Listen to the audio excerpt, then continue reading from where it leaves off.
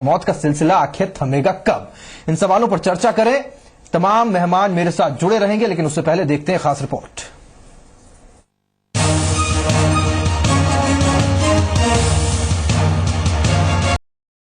मौत का सिलसिला आखिर थमेगा कब? इन सवालों पर चर्चा करें। तमाम मेहमान मेरे साथ जुड़े रहेंगे, लेकिन उससे पहले देखते हैं खास रिपोर्ट।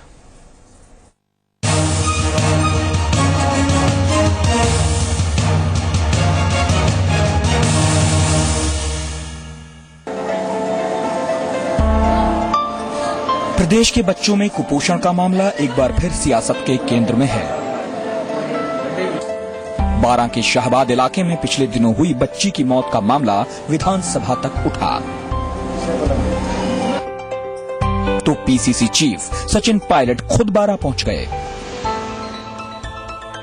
सचिन पायलट चौराखड़ी गांव पहुंचे और मौत का शिकार हुए बच्चों के परिजनों से मिले। पायलट ने कहा कि बारां में हालात गंभीर हैं, ये सरकार के लिए चेतने का वक्त है। यहाँ पर संसाधन नहीं है, कोई सहायता नहीं पहुंच रही। पिछली सरकार में जो उन लोगों को खाद्य पदार्थ मुफ्त मिलता था, घी मिलता था, अनाज मिलता था, वो सब योजनाएं बंद कर दी गई हैं और आज ये लोग 8-9 महीने के बाद अपने आप को असहाय महसूस करते हैं। मैं चाहूंगा कि राज्य सरकार तुरंत इस पर कार्रवाई करे। बड़ी शर्मनाक बात है। उसमें भी है विपक्षी दल होने के नाते कांग्रेस बच्चों की मौत को मुद्दा बना रही है, तो वहीं सरकार के मंत्री इस बात से ही साफ इनकार कर रहे हैं कि बच्चों की मौत कुपोषण की वजह से हुई है। स्वास्थ्य मंत्री राजेंद्र राठौड़ का दावा है कि कुपोषण से एक भी मौत नहीं हुई। उन्होंने तो उल्टे विपक्ष पर ही सनसनी फैलाने का आरोप लगा दिया। कुपोषण के नाम पर सनसनी फैलाना उचित नहीं है। राजस्थान विधानसभा में कुपोषण के बारे में जो मामला उठाया था, उसकी जांच हुई थी। मैंने दोनों जांचें सदन के पटल पर रखी थी। एक भी मौत कुपोषण से नहीं हुई है। राजस्थान में 60 रेफरल चिकित्सालय में 6 बेडेड वार्ड बने हुए हैं। ग्रेड 3 और ग्रेड 4 के बच्चों को हम भर्ती कर रहे हैं, उनका इलाज भी कर रहे हैं। बच्चे आ रहे हैं, इसमें शक नहीं, पर कुपोषण से मौत हो जाए ये संभव नहीं। बच्चों की मौत के मुद्दे पर सरकार भले ही कुपोषण से इनकार कर रही है, लेकिन उसने सहरिया बच्चों के स्वास्थ्य के लिए माइक्रो प्लान तैयार किया है। ये प्लान बच्चों के पोषाहार को ध्यान में रखकर बनाया गया है। इसके तहत 34,000 से ज्यादा बच्चों को पोषाहार दिया जाएगा और आंगनबाड़ियों के साथ स्वास्थ्य कार्यकर्ता इसका फॉलोअप करेंगे। इसके अलावा सहरिया परिवारों को दाल, तेल और घी की उपलब्धता सुनिश्चित की जाएगी। ये काम अब जनजातीय क्षेत्रीय विकास विभाग की देखरेख में होगा। पहले ये काम खाद्य एवं नागरिक आपूर्ति विभाग द्वारा किया जा रहा था। इस सबके बीच सचिन पायलट ने बच्चों की मौत को कुपोषण से होने का दावा करते हुए दोषी अधिकारियों के खिलाफ कार्रवाई की मांग की। तो वहीं स्वास्थ्य मंत्री राजेंद्र राठौड़ ने प्रदेश के अस्पतालों में बेहतर इंतजाम होने का दावा किया। हालांकि ये मामला अस्पतालों में सुविधाओं से कहीं ज्यादा कुपोषण प्रभावित इलाकों में पीड़ित परिवारों और बच्चों के लिए पौष्टिक भोजन पहुंचाने का है। ब्यूरो रिपोर्ट, जी मीडिया।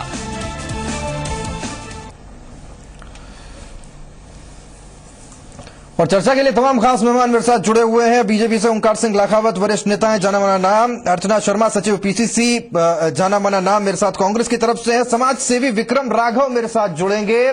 सहरियाओं के लिए खास तौर पर इन्होंने बहुत काम किया है, इनसे जानकारी बहुत अहम होगी। ओम सैनी जी, वरिष्ठ पत्रकार, मेरे साथ जुड़ेंगे। उनसे भी इस पे पक्ष लेना जरूरी है, उनकी समझ भी इस प्रोग्राम के लिए बहुत ज्यादा जरूरी है।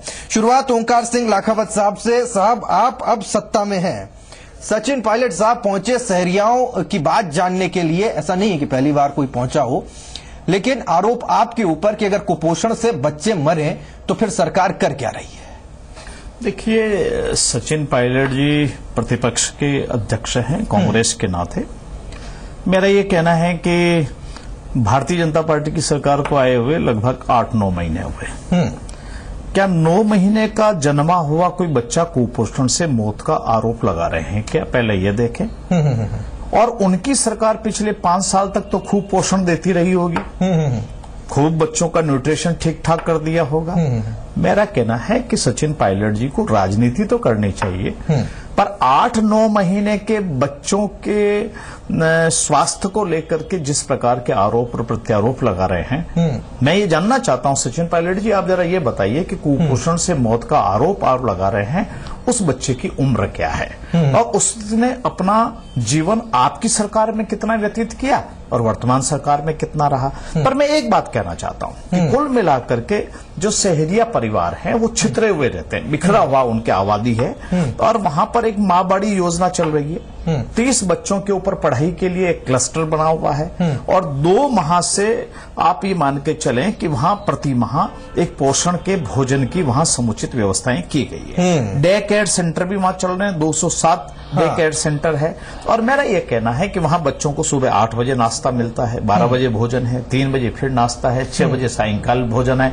ये पर्याप्त पोषण देने की व्यवस्था राज्य सरकार के स्तर पर, राजेश जी की सरकार की तरफ से पर्याप्त रूप से लाखावत साहब, ठीक है, ये आपकी सरकार कर रही है, आप मुझे ये समझाएं, क्या ये बात आप मान रहे हैं कुपोषण से मौत हुई है, हाँ या नहीं? नहीं हुई, कोई कुपोषण से मुक्त नहीं हुई है, ना उसका कोई प्रमाण है, ना उसका किसी प्रकार का कोई मेडिकल साक्ष्य ये लेकर के आए हैं, केवल मात्र आरोप लगाना है, प्रतिपक्ष में है।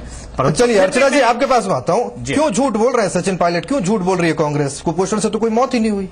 देखिए, ये तो विडंबना है कि जो सरकार शासन में वो किसी चीज के लिए जवाबदेही होना ही नहीं चाहती। जो मौत कुपोषण है उससे है, उसे स्वीकार नहीं करना चाहते। यदि प्रदेश कांग्रेस के अध्यक्ष वहां जाते हैं तो एक सामान्य प्रक्रिया जिसके तहत वो वहां जाकर के जो पीड़ित परिवार है उसको सांत्वना देना, वहां की व्यवस्थाओं का जायजा लेना और सावचेत करना उस सत्ताधारी पार्टी को जो बिल्कुल घमंड में चूर है। और माँ बाड़ी केंद्रों की चर्चा की, वो पूर्ववर्ती शासन की योजनाएं थी, उसी को गिना रहे हैं। और जो डे केयर सेंटर्स की संख्या बताई 200 से ऊपर, वो भी पूर्ववर्ती शासन की थी। अगर ये वास्तविकता को स्वीकार करते तो कुछ हद तक मैं इनके साथ होती, लेकिन उन्होंने जिस चीज को कहा कि सहरिया जाति छितरी हुई है और वहां पर ये जो मौतें हुई हैं कुपोषण का उससे कोई लेना देना नहीं। मैं खुद एंथ्रोपोलॉजी की स्टूडेंट रही हूँ। इस सहरिया जाति में रिलक्टेंस है और अन्य आबादी के साथ इंटरमिंगल करने की और उसके अनुसार अपने आप को अडेप्ट करने की। ऐसी अवस्था में ऐसी जातियों के लिए जिन्हें एक्सटिंक्ट होने से बचाया जाना चाहिए, उनके लिए स्पेशल प्रोग्राम्स लाए जाते, स्पेशल न्यूट्रिशन प्रोजेक्ट्स चलाए जाते जो कि पूर्ववर्ती शासन ने चलाए। माननीय जो महामहिम रही हमारी मार्गरेट अल्वा जी, उन्होंने भी स्पेशल ट्राइबल सब प्लान्स चला करके और राष्ट्रपति भवन के माध्यम से राज्यपाल, बिल्कुल मेरी बात पूरी होने दीजिए, हम ये नहीं कहते कि हमने सब कुछ अचीव किया, लेकिन हमारी मंशा ये रही कि ट्राइबल एरियाज का विकास हो, उनके लिए बहुत अच्छी योजनाएं हो, उनके बच्चों को पोषण मिले। अब 8-9 महीने में यदि पूर्ववर्ती शासन की समस्त योजनाओं को नकारा बता करके उसको रिफ्लेक्ट करवाया प्रशासन में, तो उसकी परिणति ये हुई कि वो न्यूट्रिशन के जो प्रोजेक्ट्स थे वो बंद किए गए और कुपोषित होकर बच्चे वहां भर्ती होने लगे। चलिए ठीक है, इस बीच में लाना जरूरी। विक्रम राघव साहब को, ये सहरियाओं पर काम भी करते हैं। राघव साहब आपके पास में आना चाहता हूं। मैं सुन रहा था, बड़े बड़े शब्दों का इस्तेमाल हुआ, बहुत बड़ी बड़ी योजनाओं का जिक्र यहां पर किया गया। जमीनी स्थिति क्या है? अगर लाखावत साहब ये कहते हैं साफ तौर पर कि कुपोषण से कोई मौत नहीं होती, मैं क्या मानूं, दर्शकों को क्या समझाऊं, कितना सच कह रहे हैं? देखिए, मौतें जो हुई हैं उनके कारण चाहे कोई भी रहे हों, लेकिन इसकी जो जड़ है, इसका जो मूल है वो कुपोषण ही है। और अगर ये बात कही जाती है कि कुपोषण वहां पर नहीं है और 3rd और 4th ग्रेड के बच्चों को भर्ती कराया जाता है, तो आज 12 शाहबाद, केलवाड़ा और किशनगंज की एमटीसीज के अंदर 44 बच्चे, 12 के अंदर 78 बच्चे भर्ती हैं, शाहबाद के अंदर 44 बच्चे भर्ती हैं, केलवाड़ा के अंदर 31 बच्चे भर्ती हैं। ये बच्चों को फिर भर्ती क्यों किया गया है? असल स्थितियां यही है कि जो जमीनी स्तर पर जो काम हो रहा है उसकी मॉनिटरिंग की कोई व्यवस्था है ही नहीं।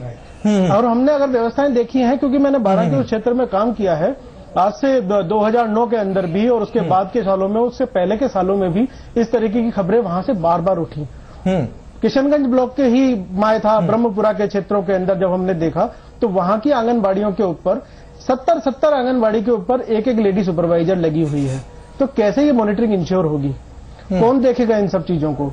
आज जहां हरियानगर चौराखाड़ी के अंदर बहुत सही बात, बच्चों की मौतें हुई हैं, इन बच्चों की विक्रम जी बहुत सही बात का आप जिक्र कर रहे हैं, लेकिन ओम सैनी जी को बीच में लाना इस वक्त जरूरी है। मैं 1 मिनट ओम सैनी जी के पास में जाता हूं। सैनी साहब जरा ये समझाएं, लाखावत साहब कहते हैं कि सचिन पायलट जी झूठ बोल रहे हैं, अर्चना जी का ये कहना है कि बीजेपी झूठ बोल रही है। क्या समझे, बीजेपी झूठ बोल रही है, कांग्रेस झूठ बोल रही है, दोनों झूठ बोल रहे हैं?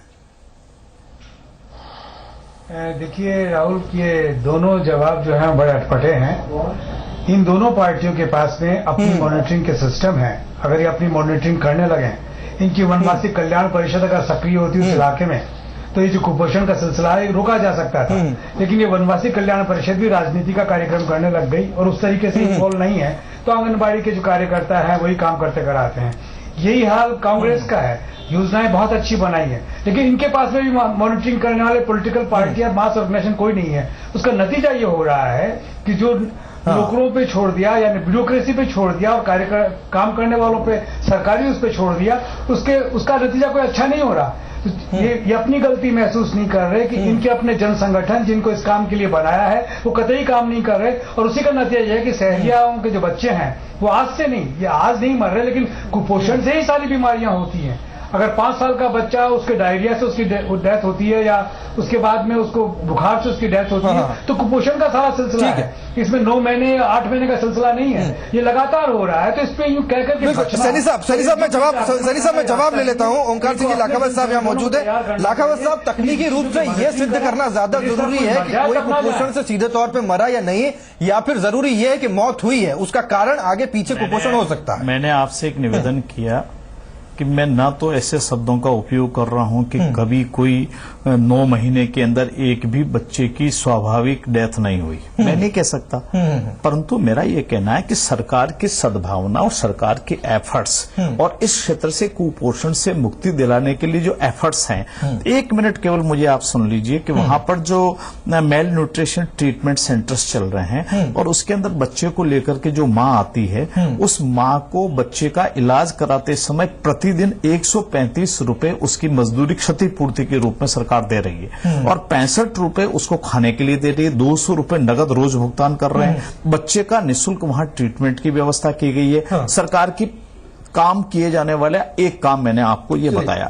दूसरी बात, उसकी जो मॉनिटरिंग है वो स्वयं जो टीएडी से कमिश्नर हैं वे स्वयं इसको कर रहे हैं, सीएमओ स्वयं इसको मॉनिटरिंग कर रहा है, स्वास्थ्य केंद्र जितने हैं वो उसमें लग रहे हैं, स्वास्थ्य सहयोगिनियां हैं वो इसके अंदर लगी हुई है, और कांग्रेस के मेरे मित्र कह दे एक स्वच्छ एनजीओ चल रहा है उनके कालखंड से लेकर अब तक, वो उसमें काम कर रहा है। और जवाब लेने में ज्यादा मजा आएगा, सुनेंगे कि आपके ऊपर आरोप क्या है। ये पहले सुन लेते। सचिन पायलट का कहना क्या है? उन्होंने जी मीडिया से खास बातचीत करते हुए उन्होंने क्या कहा, पहले ये सुनते हैं। सुनाइए। सचिन पायलट साहब कुपोषण वाले इस क्षेत्र में दौरा करने के लिए पहुंचे हैं और जानते हैं क्या कुछ अब तक निकल करके आ पाया, जो तस्वीर अब तक निकल करके आ पाई। सरकार को अपनी कमियों को स्वीकार करना चाहिए। जब तक आप डिनाई करते रहेंगे कि सब कुछ ठीक है और लिपापोती कर आंकड़ों को छुपाएंगे, तब तक सही मायने में मदद नहीं पहुंच पाएगी। हमें लगता है कि इसमें राजनीति को छोड़कर यहाँ पर अफसर, अधिकारी, जनप्रतिनिधि जो भी हैं अपनी जिम्मेदारी लें, इन लोगों तक मदद पहुंचे, और जो पहले इन लोगों को खाने पीने का इंतजाम किया गया था हमारी पिछली सरकार में, उसको पुनः चालू करें। जहाँ एक और पूरे विश्व स्थल पर हमारा देश एक नई ऊंचाई है, वहाँ पर देश में कुपोषण जैसे हालात हैं, गाँव में लोग देखिए कुपोषण पूरे देश भर में है, लेकिन मुझे दुख इस बात का है कि कुपोषण की वजह से लोगों की जानें जा रही हैं। आज भी ऐसे सैकड़ों बच्चे हैं जो अस्पताल में भर्ती हैं, जो जिंदगी और मौत की लड़ाई लड़ रहे हैं, कुपोषण से पीड़ित हैं। आज भी अगर समय पर उन पर दवाई पहुंच जाए, उनको खाने का सामान अगर मिल जाए तो उनकी जानें बच सकती हैं। लेकिन ये शहरिया जो आदिवासी क्षेत्र का इलाका है, यहाँ पर ये दिक्कत बहुत ज्यादा व्यापक है, और सरकार जानबूझकर अपने अगर निगाह मोड़ लेती है तो उससे बड़ी दुख की बात कोई नहीं हो सकती। अब क्या हो और किसकी नेग्लिजेंसी है ये? देखिए, जिम्मेदारी तय करने का काम सरकार का है। मैं तो सरकार का ध्यान आकर्षण करने के लिए यहाँ पर हम सब लोग आए थे। दुखी परिवार को हमने सांत्वना भी दी है, जितना हो सकेगा हम भी मदद करेंगे, लेकिन सरकार तय करे कौन अधिकारी, कौन जनप्रतिनिधि, कौन सा मंत्रालय इसके लिए जिम्मेदार है, ताकि भविष्य में इस प्रकार हमारे बच्चे दम न तोड़ें। शुक्रिया। तो ये थे सचिन पायलट साहब, जिनका कहना है कि जरूरत है कि अब सरकार इस पूरे जो कुपोषण का मुद्दा है उस पर जागे और जाग करके कोई कड़े कदम इनके लिए उठाए, और ताकि जो हालात यहाँ पर विकट बने हुए हैं उन हालातों में सुधार हो। जिम्मेदारी सरकार की बनती है, ऐसा सचिन पायलट का कहना है। कैमरामैन एस सक्सेना के साथ हिमांशु मित्तल, जी मीडिया, चूराखाड़ी गाँव। चर्चा लगातार जारी रखेंगे, क्योंकि इस बीच अब यह सवाल निकल करके सामने आया है कि क्या बीजेपी डिनायल मोड में है, मानने से इनकार कर रही, या फिर दूसरी तरफ कांग्रेस को आज कोई दिव्य ज्ञान की प्राप्ति हुई कि आज उसे यह पता चला कि कुपोषण से मौतें 12 में हो रही है। लगातार चर्चा करेंगे, छोटा सा ब्रेक लेते हैं, फौरन लौट रहे हैं।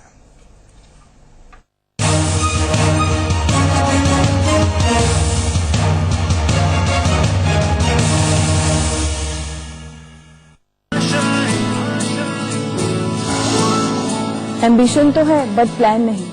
Should I go for management और इंजीनियरिंग? सब कंफ्यूज करते हैं बट सॉल्यूशन कोई नहीं देता। आपको भविष्य की चिंता सताती है, आप प्रश्न पूछते हैं कि किस प्रकार से आगे बढ़ें, क्या करें, किस चीज से दूर रहें। आइए मेरे साथ, मेरे शो में मैं आपको बताऊंगा।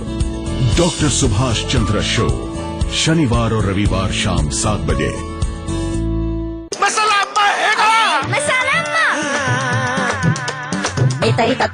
सिर्फ एवरेस्ट सांभर मसाला में है पूरे 14 शुद्ध मसालों का सही मिश्रण। फंटास्टिक सांभर, टेस्ट में बेस्ट अम्मा और एवरेस्ट। तेवर वही, बस कलेवर नया। जी मरुथरा जल्द आ रहा है नए अंदाज में। बात सिर्फ खबर की नहीं, ये बात है तजुर्बे की। 1.5 दशक का सफर, हर खबर पर नजर, खबरों की इस भीड़ में एक होती है बड़ी खबर। देखिए आज की बड़ी खबर पुरुषोत्तम वैष्णव के साथ, सिर्फ जी मरुथरा पर।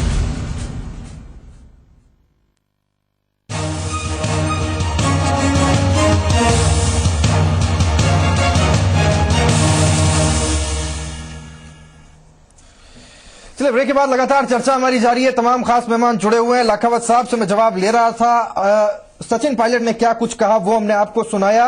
लाखावत साहब, क्या बीजेपी डिनाइल मूड में, सरकार डिनाइल मूड में? आप मानते नहीं, आप 9 महीने की बात कह के कब तक बचेंगे? मैंने आपसे एक बात ये कही कि मैं ये कहीं नहीं कह रहा हूं कि शहरिया क्षेत्र के प्रत्येक परिवार की माली हालत बहुत अच्छी हो गई 8 महीने में और 67 साल में नहीं हुई।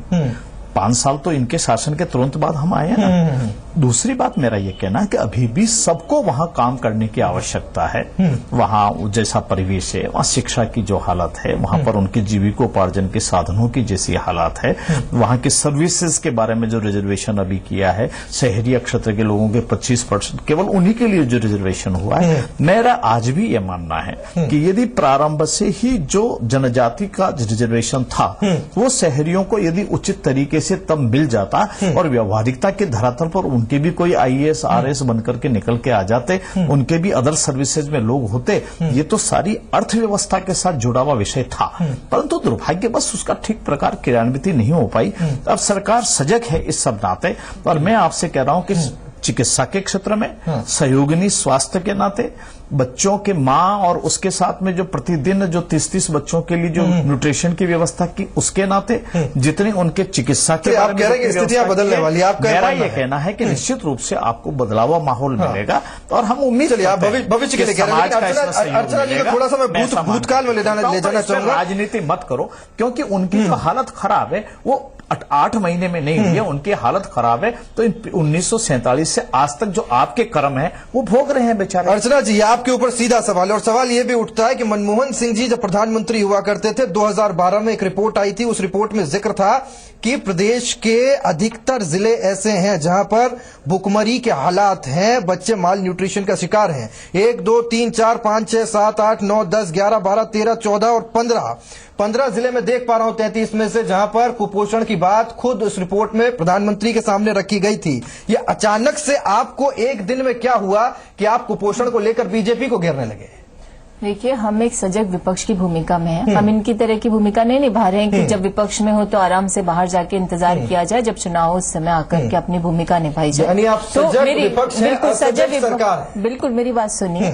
और ये जो सरकार है उस हमेशा डिनाइल के मूड में, स्वीकारोक्ति की स्थिति इनके यहाँ कहीं नहीं है। यदि स्नेक बाइट होती है, 91 लोग मरते हैं, तो इनके मंत्री स्वीकार नहीं करते कि इंजेक्शन के अभाव में मौत हो रही है। अभी ऊँटों को राज के पशु बना दिया, उनकी मृत्यु हो गई जैसे इंजेक्शन उपलब्ध करवाए गए, क्योंकि ये लोग सिर्फ और सिर्फ सियासी फायदा हर चीज का उठाना चाहते हैं। पूर्ववर्ती योजनाओं के आधार पर अभी जितनी बातें लखावत साहब ने कही, सारी योजनाएं कांग्रेस की थी और उसका अनुगमन भी नहीं किया, ना अनुपालन किया, इसलिए ये स्थितियां उत्पन्न हुई। अगर पूर्व प्रधानमंत्री ने ये बात कही थी तो उन्होंने ये कहा होगा कि इस तरह से यहाँ पर प्रोजेक्ट्स बने कि ये मालन्यूट्रिशन खत्म हो। हम शिक्षा का अधिकार अधिनियम लेकर के उसकी धज्जियां उड़ा दी इनकी शिक्षा मंत्री। मेरी बात सुनिए, अभी सैनी साहब ने बहुत अच्छा कहा कि मॉनिटरिंग का अभाव है। हम स्वीकार करते हैं, मॉनिटरिंग हमारे हमारे समय बहुत चुस्त नहीं थी, लेकिन इनके समय मॉनिटरिंग छोड़िए आप, इम्प्लीमेंटेशन भी नहीं है और न उसके एग्जीक्यूशन की कोई भावना। चलिए विक्रम राघव साहब को मैं बीच में लाना चाहता हूँ। विक्रम जी, दोनों की मैं बातें सुन रहा हूँ, दोनों का कहना है अच्छी अच्छी योजनाएं हमारी, जो कुछ खराब हुआ दूसरे का, अच्छा अच्छा गप गप, गंदा गंदा थू थू। जिम्मेदार कौन मानते हैं आप? बीजेपी आए, कांग्रेस आए, स्थितियां तो बदली नहीं। देखिए, इसमें तो चाहे पार्टियां एक दूसरे के ऊपर कितना भी इल्जामात लगाते जाएं या कितनी भी छिटाकशी करते जाएं, जो वस्तु स्थिति ये है कि जो विक्टिमाइज है, जो हाशिए पर है, उसकी स्थिति बिल्कुल सूखे पत्ते की तरह है। वो बिल्कुल तेज हवा हल्की सी आती है और वो उड़ जाता है। आप बताइए, योजनाएं पहुंचती है क्या जमीन तक? मॉनिटरिंग पे बार बार हम लोग दी योजनाएं, आप चाहे 40 और ले आइए, योजनाओं से कुछ नहीं होने वाला है जब तक उन योजनाओं की क्रियान्विति की मॉनिटरिंग आप लोग सुनिश्चित नहीं करेंगे। और उस मॉनिटरिंग को मैं आपको बताऊं कि जिस 5 सितंबर के आसपास जो ये मौतें हुई हैं हरियानगर चौराखड़ी में, हमारा महिला एवं बाल विकास विभाग राष्ट्रीय पोषाहार सप्ताह मना रहा था 1 तारीख से 7 तारीख तक के बीच में। इस राष्ट्रीय पोषाहार सप्ताह के बीच में ये मौतें हुई हैं। और ये जो चारों केंद्रों के अंदर जो बच्चे जो भर्ती हैं, ये अगर भर्ती किए हैं तो इसका मतलब वो कुपोषित हैं, और अगर वो कुपोषित नहीं है तो फिर वो भर्ती क्यों किए हैं? ये जो चारों एमटीसी के ऊपर जो 40-40, 50-50 बच्चे जो इस समय भर्ती हुए हैं, ये क्यों भर्ती हुए हैं? असल स्थिति ये है कि आंगनबाड़ी हो, चाहे जो पोषण देने की जो व्यवस्था है सरकार ने बहुत ही अच्छी उम्दा की हुई है, उनकी मॉनिटरिंग की व्यवस्था नहीं है। अब वहां पर जो लेडी सुपरवाइजर को हटा करके इस स्थिति से पार पाने के लिए जो नई उन्होंने सब्स्टिट्यूशनल व्यवस्था की है, उस लेडी सुपरवाइजर के अंडर में अब 78 आंगनबाड़ियां हो जाएंगी। अब आप बताइए कि एक लेडी सुपरवाइजर अगर 78 आंगनबाड़ियों को देख रही है तो 78 भी आंगनबाड़ियों को। चलिए सैनी साहब को बीच में लाता हूं। सैनी साहब, फाइनल कमेंट में आपसे लूंगा, बड़ा महत्वपूर्ण ये रहने वाला है। आप जरा ये समझाइए कि क्या घोषणा करने में सब लोग आगे रहते हैं, उसके क्रियान्वयन पर ध्यान नहीं दिया जाता, क्योंकि वोट तो घोषणाओं से बटोरे जाते हैं। देखिए राहुल जी, कुल मिलाकर के अगर प्रशासन काम करने वाला होता और पॉलिटिकल पार्टीज की कोई जरूरत नहीं होती, लेकिन प्रशासन काम नहीं कर रहा है, इसीलिए मुख्यमंत्री को कभी हर संभाग में जाना पड़ रहा है और उठाकर शिकायतें सुनती है। वजह यही है। ऐसी स्थिति में पॉलिटिकल पार्टीज को अपने संगठनों के माध्यम से इन सब चीजों की मॉनिटरिंग करनी चाहिए। एक दूसरे पे टालने से काम नहीं चलेगा। दोनों को पता है, कांग्रेस भी जानती है और बीजेपी भी जानती है, दोनों ने शासन किया हुआ है, दोनों जानते हैं कि शहरियाओं की क्या स्थिति है। ऐसी स्थिति में अपने संगठनों को देखें, ये प्रशासन पे ना छोड़ें। लखाओ साहब लगातार प्रशासन की बात कह रहे हैं और हेल्थ मिनिस्टर वो इनकार कर रहे हैं, लेकिन ये देखें कि आपका संगठन क्या करता है। सिर्फ वोट बटोरने का काम नहीं होना चाहिए, लोगों के दुखों को जाकर के देखना। चलिए सही साहब, बहुत संक्षेप में मैं आपसे जानना चाहता हूं, क्या आपके अधिकारी काम नहीं करते, आपको कोई कंट्रोल नहीं है? मैं ये कह रहा हूं कि ये शहरियों से जुड़ा हुआ जो विषय है, इसके ऊपर स्वयं टीईडी सेक्रेटरी जो है वैभव गाजरिया जी, वो मॉनिटरिंग कर रहे हैं। सीएमओ के जो सेक्रेटरी हैं तन्मय कुमार जी, वो स्वयं 12 डिस्ट्रिक्ट के अंदर जाकर के लेकर के आए हैं। सीएमओ स्वयं माइक्रो मॉनिटरिंग का काम कर रही है। परंतु मैं ये कह रहा हूं, मैं इस बात को स्वीकार करता हूं कि पिछले 67 साल के अंदर सर्विसेज के अंदर इनको जो मिलना चाहिए था, माली हालत उनकी नहीं सुधरी। मैं स्वीकार करता हूं। मैं ये स्वीकार करता हूं कि इनके स्वास्थ्य पर पिछले 60-65 साल में जो खर्च होना चाहिए था वो नहीं हुआ। मैं ये भी स्वीकार करता हूं कि जो रोजगार जितना मिलना चाहिए था वो इन्होंने 67 साल में नहीं दिया। मैं ये भी मानता हूं कि जितना पोषण होना था इन्होंने नहीं किया, शिक्षा और जागरूकता में भी नहीं किया। परंतु हम आपको इतनी बात कह सकते हैं कि अब जो एक एक घर तक पहुंचने का जो 5 साल का प्लान बनाया है, उसको आप इस योजना की संपूर्ण क्रियान्विति के बाद, साहब वक्त की कमी है, बहुत बहुत शुक्रिया आप स्टूडियो में आए, अपनी बात हम तक पहुंचाई। अर्चना जी माफी चाहूंगा, वक्त की थोड़ी सी कमी है, बहुत शुक्रिया आप भी आए।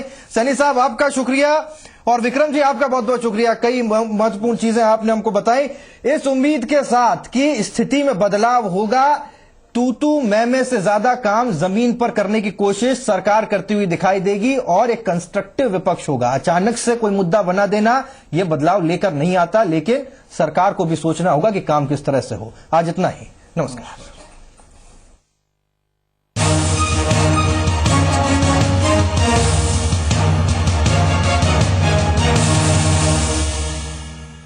जगह आरवे Nutrigain, the smart way to gain weight, और धानुका ग्रुप, हम सपने सच करते हैं।